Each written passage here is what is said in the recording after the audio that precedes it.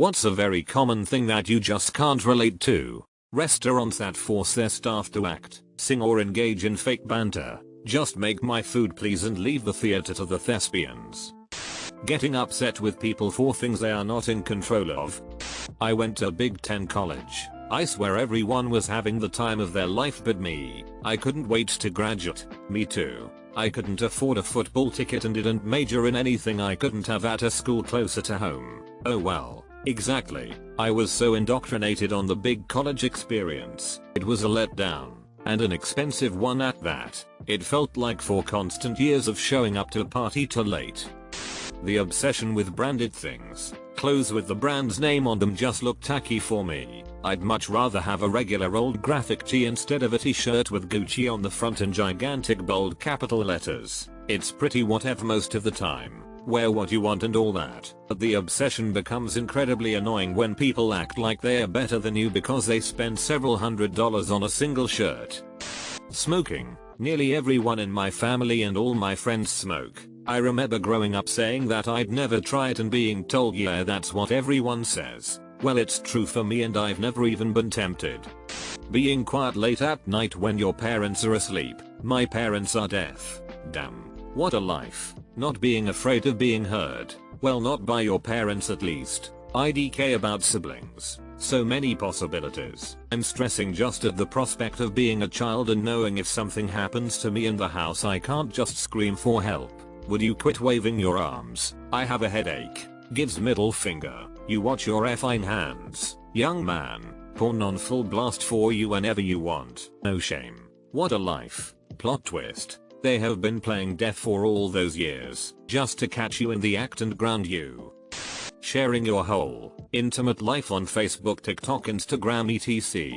It's just gross. A co-worker of mine posts no less than 3 hours worth of video onto his Snapchat daily. Every single meal he cooks and eats. Every single time he feeds his turtles. Every single walk he takes with his dog. It's insanity. Running a brush through my hair. I have very curly hair so only finger brush it when it's wet, which isn't often.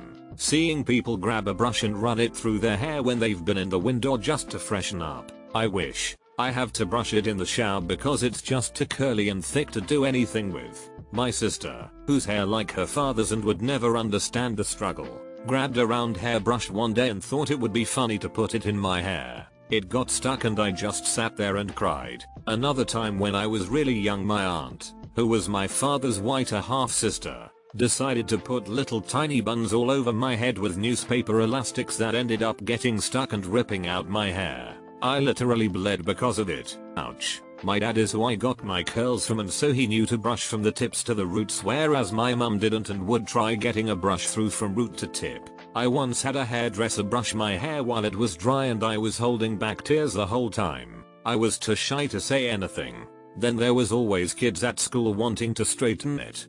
I'm an office worker. I like my job and co-workers. I also really like it. I can listen to podcasts or watch TV shows while working and I love the fixed schedules. Coming out of gastronomy work, that's heaven. Please tell me your secret to getting an office job, or at least just at CTBH. I hate working retail, and the biggest point for me is the fixed schedule. Weekends off are a huge bonus too since I need to start college and the one thing holding me back at this point is my job. So you're the a-hole. What a Toby. I kind of miss the random chit chat and minor socialization here and there that came from being in an office. I'm one of the least social people out there, but still need some of it from time to time. Being cooped up at home has been a drag. I started a new job about 4 months ago and have never met any of these people in person.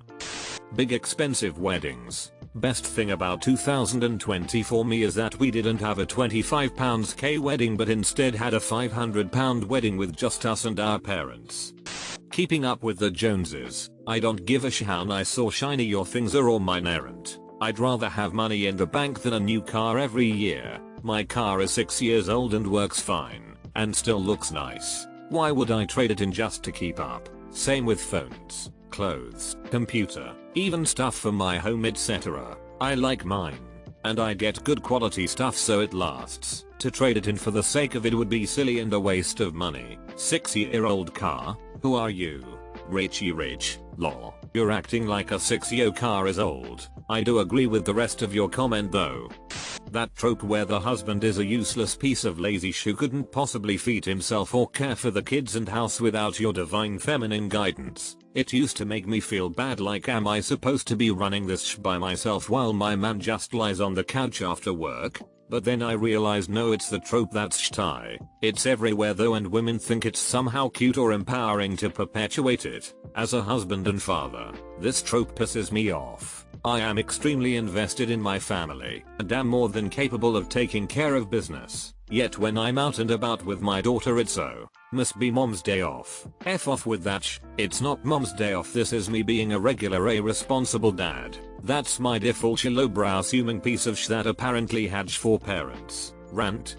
People taking out loans for their wedding expenses. One of the number one reasons people get a divorce is money. No better way to start off your marriage than in debt, I guess.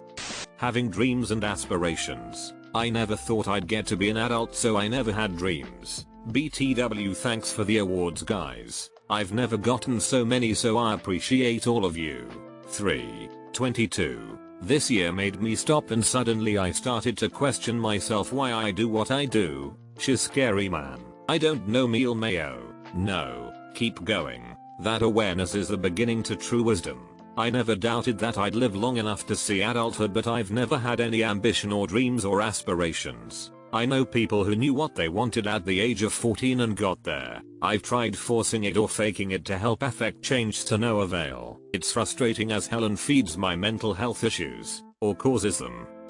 Thinking that being a dick is funny. People who think being an a-hole is funny, I think, just crave any attention they can get. I have an uncle who's an a-hole on the outside but deep down is really caring, but to me it just seems like he never learned how to express his emotions and feels he's protecting himself by being an a. Small talk. The requirement of drama. I've met so many people who are always in the midst of some drama, and then, when lacking in it, create it for themselves. They thrive off it. I mean, at a push I can understand it to an extent. It gives their lives meaning possibly, but then they try and drag people like myself into their drama. I think, EFK, not, as a former drama queen, I can say that I didn't want the drama, but unfortunately, I was perceiving everything around me as being dramatic, and most often than not, as being a sort of attack on me, and since my mechanism to regulate my emotions was flawed, I was getting very worked up and caught up in emotional storms where I was lashing out, plotting revenge and so on. So embarrassing to look back at it all now. What was your way out of it? Having a task to do and just doing it. I have depression and many simple tasks feel like walking with glass in my shoe. I know I can do them, and should, but I often just can't. Hating your wife. At least it's common where I live. My wife is amazing and we make each other better. The old ball and chain. Am I right? Wink elbow elbow nudge nudge. Everyone has a miserable marriage like mine. Right. I was very blunt about having zero patience for that routine after I proposed to my wife. It was astonishing how many people were shocked or offended that I didn't find it funny. Wait, it's common for people to hate my wife? What the F? Horrible guys, you know, have a rough day at the factory, come home, tuna casserole, and just start swinging. Angry sex and makeup sex. You, what? No, if I'm mad at you I don't want you to effing touch me. I don't have angry sex. I have angry abstinence. I never got this either. My anger is just anger and the last thing I want is sex or intimacy. I can barely be in the same home with someone I'm mad at, let alone in bed with them. Speakerphone in public. I barely even want to take a normal call anywhere in public with a whispered tone. God, my dad used to do it all the time and I would absolutely burn inside. The word daddy used sexually. I have been calling my father daddy for 30 years and even just calling him dad feels so weird. Now I really have to find a new name for him. People who feel the need to post nasty, negative comments on others' posts on social media. Don't like it? Scroll past, unfollow, unsubscribe. The world has enough negativity without it. Hanging out in loud crowded places. Give me a place where you can actually have a conversation and elbow room. I like large parties. They're so intimate. At small parties there isn't any privacy. F. Scott Fitzgerald. The Great Gatsby. He's actually got a point. If a party is big enough no one cares and you can have one-on-one time with guests. Small are intimate but usually all guests are involved in conversation. Daisy. F. Scott Fitzgerald. The Great Gatsby. Having what is considered a normal social life. I have the social desires of a sim. Sometimes my bar gets low and I need some interaction, but once my bar is full I can go without for a while. My sims were always tired after work and would get up late at night when nobody wanted to hang out, so they stayed alone. That's more realistic than I'd like to admit. Gender reveal party. Fighting, yelling, hostility in relationships with my significant other. It could very well stem from my childhood, I guess. It's not to say we don't have disagreements or the relationship is flawless, but obstacles always have been resolved without much issue. Fortunately this held true with all of my romantic relationships. I've always lived by the saying conflict is inevitable. Fighting is optional. My god. Yes. People all around me think that's normal or even desirable. And I'm horrified when I see them screaming at each other and saying stuff designed to hurt the other person. Yeah, I don't get it either. How can you feel the need to hurt the person you supposedly care for, just to get a point across? Words can be devastating and they can't be retracted. Someone told me my husband and I had to have a screaming fight before we got married or we would get divorced after our first screaming fight because we wouldn't know how to handle it. We have been married for 6 years and have 2 kids and 1 on the way. We have never had a screaming fight. Do we disagree? Yes. Have we gotten frustrated with each other? Yes. But we do not scream. That is not going to accomplish anything. Taking some time to organize our thoughts and eat some humble pie and then talking about it is what helps us. I can't imagine screaming at my husband. And he's been with me through 2 labors. Haha. That hostility makes me so uncomfortable. Why do people treat those they love so horrible? This one. Everyone's like. All couples fight. No they don't. Not what most people picture as a fight anyway. And there is a difference between those who still sort their issues, just constructively and not what would register as a fight to anyone, and those who just don't sort anything. I was in the latter situation when I was married. That wasn't good. I'd basically realized nothing was ever going to improve, so I stopped bringing up the things I needed. I'm in the former situation now. It is great. My partner and I sort things, bring things up with each other, etc. We just don't get all offended that the other person has needs, or raise our voices to each other, or anything like that. I dated one guy in the past who thought big screaming insult-laden fights were normal, and I've never found anything as startling in my life as the first time he lit into me like that. I think I just sat there and waited for him to stop yelling, and then said, "Who even talks to another person that way?" Which only made him madder. Of course that situation did not last. LMAO, that was a given. Taking and sharing pictures of everything, except for when I'm traveling. I take maybe 20 pics a year. My boyfriend is like this. He very rarely takes pictures. I used to be too, but I lost someone last year and realized I didn't have one picture with them and it broke my heart, so I promised myself that I'd take more pictures. I don't understand people that take pictures of everything, but I do try to capture moments. Not to post on social media, but just so I have them if I ever lost that person. This is going to sound crazy, but I've started taking tons of extra pictures of my kitty cat for this reason. She's almost 14 years old, and though she's still healthy, I know her years are numbered and I want as many memories of her as possible. I used to be like this. Then you realize how much you forget as life goes on. Sometimes someone leaves you or passes away and you realize you don't have much to remember them by. You say you'll have those memories of good times in your head, but most won't last. 10 years later you'll struggle to remember. Life is precious, life is fun. It's nice to occasionally stroll memory lane and remember the good times, but you can't if you don't take pictures. I lost my mother at the end of November. Not long after, I went searching on my phone for photos and videos of her, only to find that I barely have any. I miss her face and her voice a lot. Internet couples that play awful pranks on each other, like, yup, how nice it is to be cruel to one another. Many love. Loving and wanting to spend time with your family. Had a terrible awful childhood. As an adult, just lots of toxic interactions whenever anyone from my family got involved in my life, so all cut off. When I see people posting about their family and how much they love them, I just don't understand it. I don't understand my fiance missing his mom, etc. I know I'm the anomaly, but just can't relate in any way. I understand when people love their family, but for me it's people who hate their family and still talk to them. Read it on here all the time. My parents demanded I name my child something or they'll disown me, or my family spent all my inheritance and said tough luck. Why even have these people in your life? Family or not, people who abuse and disrespect you don't deserve your mental and emotional energy. Yet people continue to subjugate themselves to them, and I will never understand it, because there is such strong social stigma against separating from your family. Even at adulthood, I feel like a hateful, awful person because I find my mom a burden.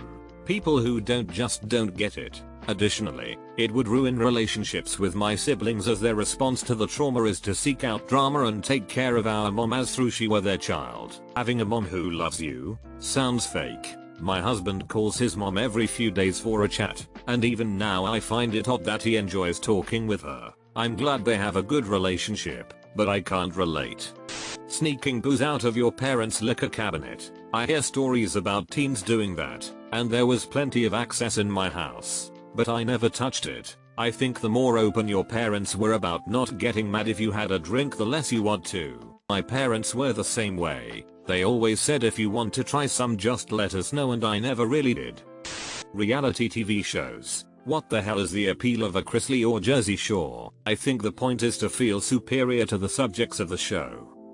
Having fun with huge groups of friends. I just can't understand how it's enjoyable, no matter how much I try, and it's frustrating. The level of excitement people get about watching sports. I appreciate that for some people it's a phenomenal event to see, worthy of unbridled shows of joy and anger, depending on the outcome, but it just doesn't have any importance or appeal for me. Social media. I use it, but I never post photos or update people on everything I do. That's why I like Reddit so much. Stuff like that isn't really a thing here. You just talk to people about what you like. Breaking a bone. It's not all it's cracked up to be. You aren't missing much. Being able to do a normal amount of housework, errands, and still have plenty of energy left for hobbies. I have ADHD. Eater. Wow. It's reassuring how many people, both with ADHD and other chronic conditions, relates to this. But please slow down on the comments a bit. I'm very overwhelmed RN. On the ADHD train. Being able to sit down to do something and just do it. Like people can apparently just do that. Even with meds it's still a struggle. It blows my mind that people can start a task and finish it without tons of distraction and sidetracking and zoning out and just walking away. It doesn't even have to be a hard task. I feel I hyper focused on cleaning yesterday because my dog has been shedding like nuts and I've been constantly inhaling fur. Took me about 4 hours. Then I laid on the couch for about 8 hours and watched a bunch of Star Wars movies, cause my gas tank was at 100% empty. Watching streamers. I don't really enjoy watching other people play games for long stretches of time. I also don't really like watching sports either. I guess I just don't feel the same excitement some people do for this stuff. Streamers are watched almost entirely because their fans love their personalities. I think the games might not be very interesting, but you'll still watch because you find the streamer funny and entertaining. Same. I've only watched maybe a couple of minutes of streaming when it's a new game that I haven't gotten yet, just so I can check it out before committing. But yeah, I don't really care for streaming or esports. Not voicing your discomfort in certain situations. Too often I see that things could be solved if someone just spoke up, but it baffles me when they don't. Sometimes people grow up in environments where their voice was always shoot down, so they can't notice their own discomfort. So, one day I was stressed because I had a shitty day at work, and I had very limited time before my evening classes to prepare dinner and clean the kitchen. And my husband has the audacity to be upset because I didn't have time to eat dinner with him. I apologized to him and cried, but could not understand why I was upset. I could only think that it was not his fault and I was sorry for him. Putting others' wants ahead of own needs sometimes is encouraged since childhood, that it's very difficult to notice our own discomfort. I have bad social anxiety and don't like to rock the boat. It's like a physical pain even thinking about speaking up in some situations because I don't want to make anyone feel bad, even if it makes me feel bad. Watching sport. I've got nothing against it, I just don't care. Oh man, you guys are lucky. I wish I just didn't care. But there's something in me that gets so drawn to the competitiveness and the thrills and excitement. Do you know how much time I could save not caring about sports? Don't worry, I have squandered all the extra time not watching sport has given me. Wanting to settle down by 30s. In Asian families, not being married and having kids by 30 is like blasphemy. If old Asian grandmas were in charge of the law, they would make it a punishable offense. Fortunately, the traditional views of family is dying out with the newer generations. Now people are encouraged to set themselves in life before diving headfirst into starting a family. Asian parents be like, growing up, no boy-girl friends. When you turn 18, where is my grandchild? Exactly why I commented.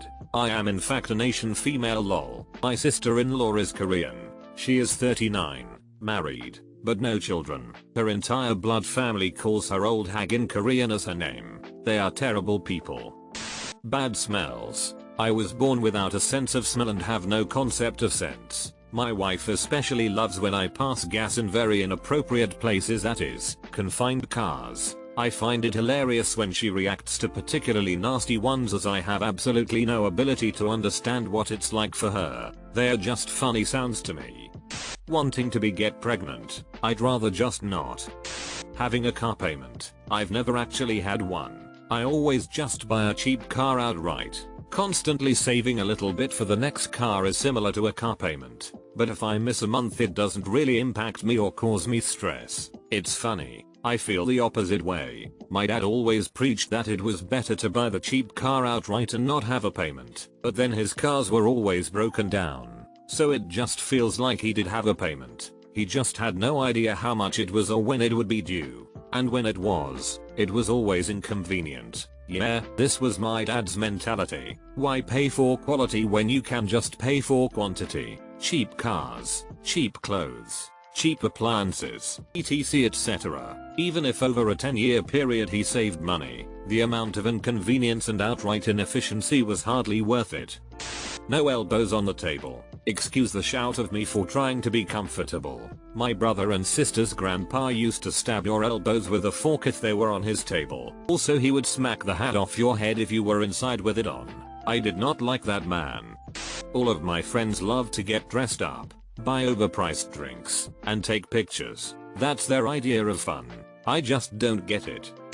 Preoccupation with lives of celebrities. Why? Why do people read about it or want to know what someone did today? Because people live through them. They feel like they are living those luxurious lives by proxy. It's kinda same as rooting for a fictional character you're watching reading.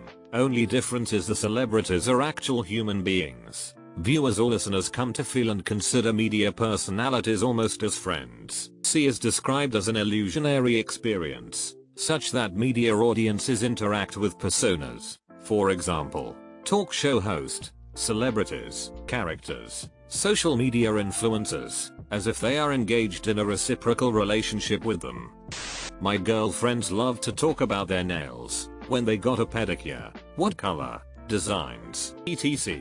I have a bad habit of biting my nails, so they're usually shortened and painted. Never joined them on the topic, but on the bright side, my nail biting habits are gone, just like my friends. People who can identify cars by make and model just by sight. Outside of Jeeps and Volkswagens, I simply have no clue what different manufacturers look like. If you ask me to describe a car, I'd probably only be able to give you its color. Just means you are not that interested in cars. A lot of people aren't. Over-consuming alcohol. I'll have 2, sometimes 3 drinks. I'm done. I don't want to puke. I don't want to feel queasy and have a headache tomorrow. And I damn sure don't want to lose my license and go to jail. Being afraid of the nothingness after death. I'm not afraid. The thought of feeling nothing and having no thoughts is fine.